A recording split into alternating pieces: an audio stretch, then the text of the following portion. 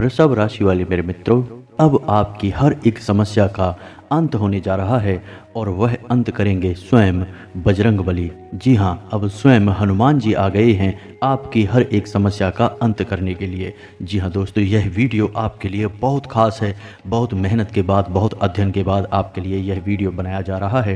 तो इस वीडियो का एक एक भाग आपके लिए बहुत आवश्यक है। आप एक बार हमारे कहने से इस वीडियो को शुरू से लेकर अंत तक देख लें, क्योंकि इस वीडियो में हमने आपको हनुमान जी से जुड़ा एक ऐसा शक्तिशाली उपाय बताया है जो मात्र 11 दिनों में आपकी कोई भी इच्छा पूरी कर सकता है।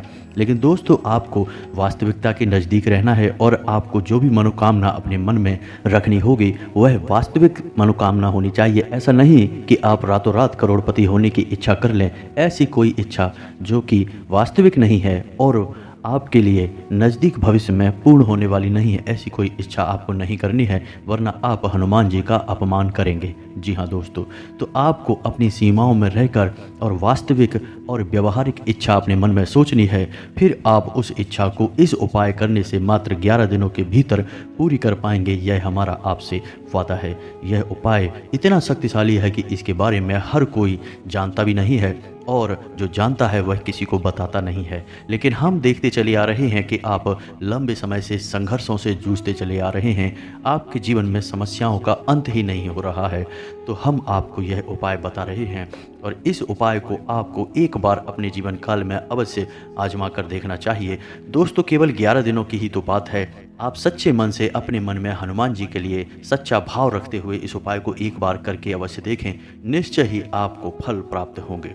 जी हाँ दोस्तों, हम देख रहे हैं कि आप लंबे समय से अपनी समस्याओं से जूझते चले आ रहे हैं और इन सब समस्याओं के केंद्र में रुपए पैसे को लेकर समस्या है। जी हाँ दोस्तों, हर समस्या का मूल रुपए पैसे की दिक्कत ही है। जी हाँ दोस्तों, तो अब आपकी कोई भी समस्या, कैसी भी समस्या क्यों ना हो, दूर हो जाएगी और हनुमान जी का आशीर्वाद आपके साथ जीवन भर रहने वाला है। जी हाँ दोस्तों, तो बने रहिए वीडियो में हमारे साथ। वीडियो का एक एक भाग आपके लिए बेहद आवश्यक है। हम तो यह कहेंगे कि यह वीडियो आपके लिए एक सजीवन बूटी के समान कार्य करेगा, क्योंकि अब आप अपनी हर एक समस्या का समाधान हनुमान जी की मदद से करवा पाएंगे। इतनी शक्ति आपके अंदर आ जाएगी। लेकिन हम आपको बताएंगे कि कौन सी ऐसी सावधानियां हैं जो आपको इस उपाय को करने के दौरान बरतनी है। क्योंकि दोस्तों, कोई भी उपाय फलित तब ही होता है जब उस उपाय को करने के लिए जो भी परिस्थितियां हैं वो अनुकूल बना ली जाएं। तो दोस्तों, आपको भी कुछ सावधानियां बरतनी होंगी। इस सब विषय पर हम आगे वीडियो में आपसे बात करने जा रहे हैं। इसी के साथ साथ इस समय की ग्रह गोचर के आधार पर कौन से ऐसे कार्य हैं जो आपको निश्चय ही करने चाहिए, कौन सी ऐसी आदतें हैं, कौन सी ऐसी बातें हैं जो आपको अपने जीवन काल में निश्चित तौर पर जोड़ लेनी चाहिए, जिससे आपको दिन दूनी रात चौगुनी तरक्की प्राप्त होगी। साथ ही साथ कौन सी ऐसी बातें हैं या कौन सी ऐसी आदतें हैं जो आपको पूर्ण रूप से त्याग देनी चाहिए, वरना आपका विनाश निश्चित है। जी हाँ दोस्तों, आपको यह बात अपने दिमाग में रखनी ही चाहिए दोस्तों कि हमारे जीवन काल में जो भी कुछ हमारे साथ घटित हो रहा होता है उसमें कहीं ना कहीं हमारा स्वयं का योगदान होता ही है। हम कहीं ना कहीं उसके लिए जिम्मेदार होते ही हैं। जाने अनजाने हम कभी कभी ऐसी गलतियां कर जाते हैं जिनकी कीमत हमें लंबे समय तक चुकानी पड़ती है, और यह तो हमारा दिल ही जानता है कि हमने कहां कहां कौन सी गलतियां की हैं। तो अब आपको हम सचेत करने जा रहे हैं और उन गलतियों से आपको हम दूर करने की पूरी कोशिश करेंगे। जी हाँ दोस्तों, वैसे तो हम जानते हैं कि आप मन से बहुत ही साफ और सच्चे इंसान हैं। आप जानबूझकर किसी का अनर्थ नहीं करते हैं, और यदि गलती से भी आपके हाथों किसी का अनर्थ हो जाए, किसी का बुरा हो जाए, तो आपके मन में उसके लिए बहुत पछतावा भी रहता है और आप पूरी कोशिश करते हैं कि उसकी कमी की भरपाई करना, उसे अच्छा महसूस कराना। लेकिन कभी कभी यह संभव नहीं हो पाता है, तो आपके मन में कुछ हीन भावना सी भर जाती है, ग्लानि का भाव भी रहता है। तो दोस्तों, हम आपको बता दें कि यह संसार है, यह ऐसे ही चलता है। यहाँ कभी कभी हम ना चाहें या हमारे ना चाहते हुए भी दूसरों के साथ गलत हो जाता है। इसमें हमारा कोई रोल नहीं है, हम इसके लिए जिम्मेदार नहीं है। यह तो परिवेश है, ग्रह दशा है या फिर नकारात्मक वातावरण है जो हमसे कुछ गलत करवा देता है। लेकिन दोस्तों, हम आपको फिर भी सतर्क करना चाहेंगे कि कुछ चीज़ें हैं जो आपको अपने जीवन काल से तुरंत निकाल कर बाहर फेंक देनी होंगी।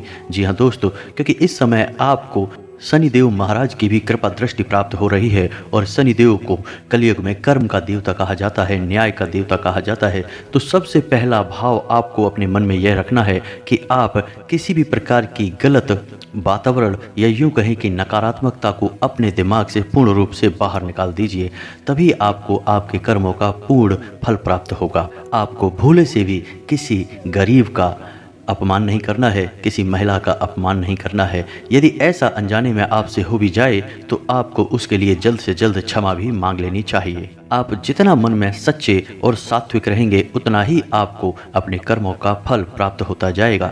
जी हाँ दोस्तों, इस संसार में लोग कर्म तो सभी करते हैं, ऐसा तो कोई है नहीं जो कोई कर्म करता ही नहीं हो। फिर भी लोगों के कर्मों का पूर्ण फल उन्हें प्राप्त नहीं होता है, क्योंकि कहीं ना कहीं नकारात्मक ऊर्जा बाधा बनकर खड़ी हो जाती है और उनके कर्मों के फल को सोख लेती है। तो कहीं ना कहीं दोस्तों आपके साथ भी ऐसा ही होता चला आ रहा है। जी हाँ दोस्तों, आप जितने सकारात्मक होंगे आपके जीवन में उतना ही अच्छा होता चला जाएगा। जी हाँ दोस्तों, हम आपको बता दें कि आपके जीवन काल में रुपए पैसे को लेकर दिक्कत पिछले कुछ समय से, यानी यूँ कहें कि कुछ महीनों से कुछ ज़्यादा ही बढ़ गई है।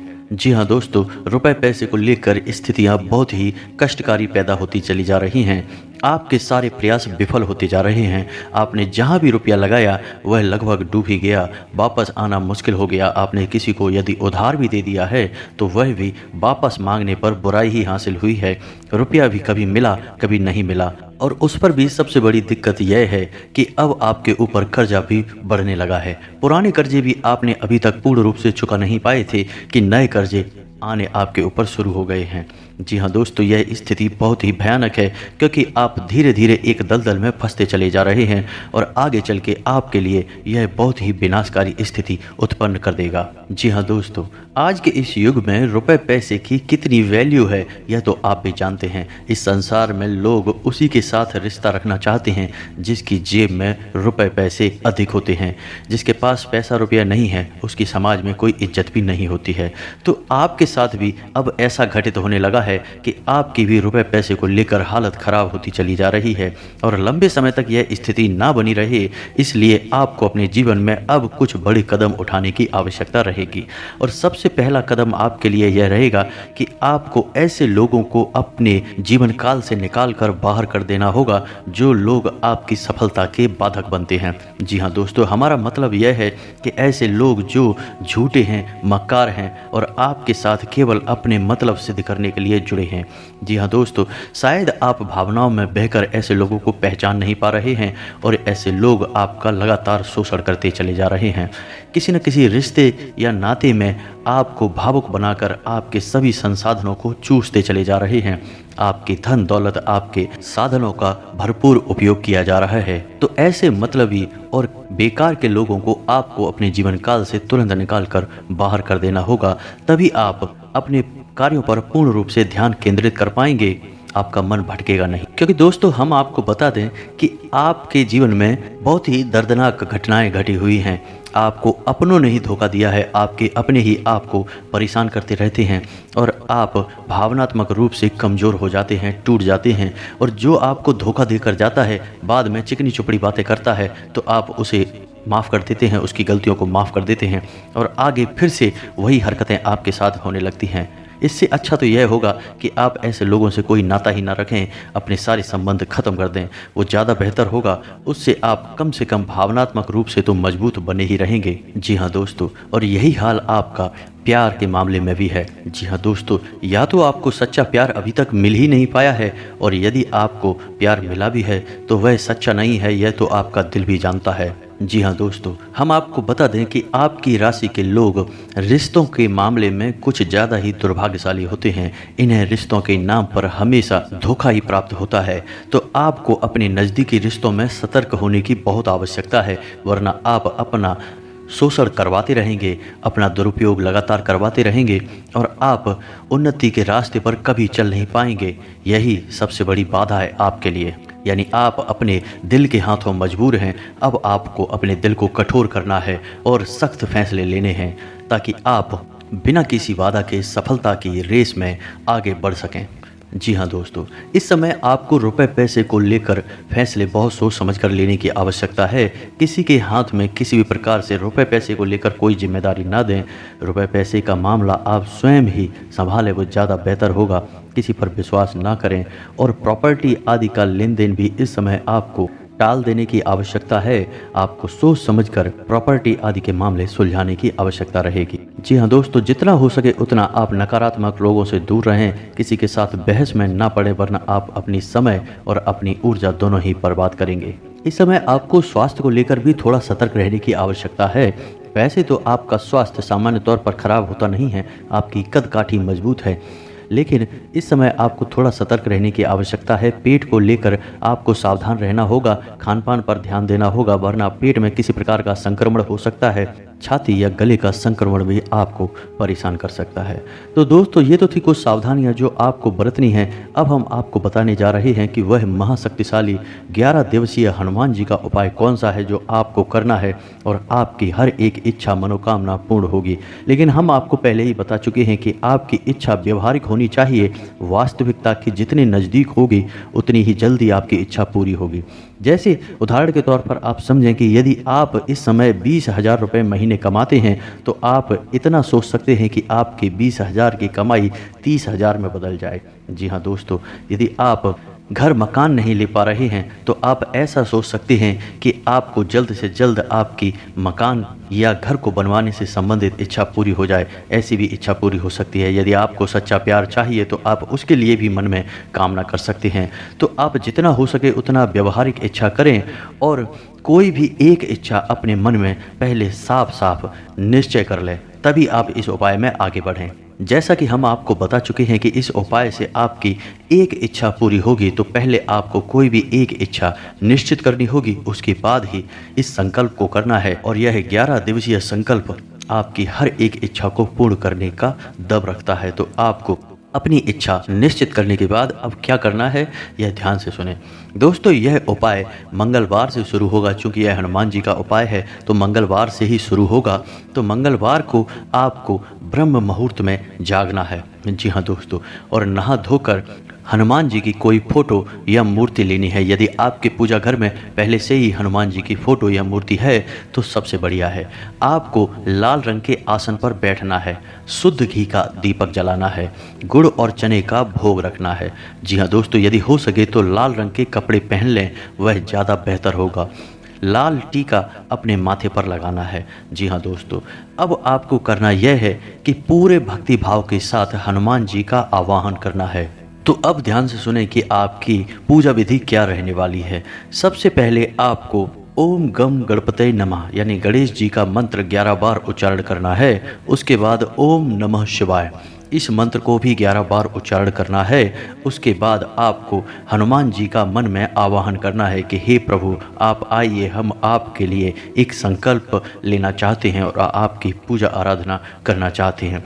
उसके बाद आपको हाथ में जल लेकर जो भी आपकी मनोकामना है वह मनोकामना याद करनी है। उसके बाद आपको हाथ में जल लेकर आपकी जो भी मनोकामना है हनुमान जी को याद करते हुए वह मनोकामना बोलनी है। और उसके बाद अपने संकल्प को याद करना है कि आप 11 दिन का यह संकल्प ले रहे हैं और उसके बाद उस जल को छोड़ देना है। जी हाँ दोस्तों, अब आपको हनुमान जी की पूजा आराधना करनी है।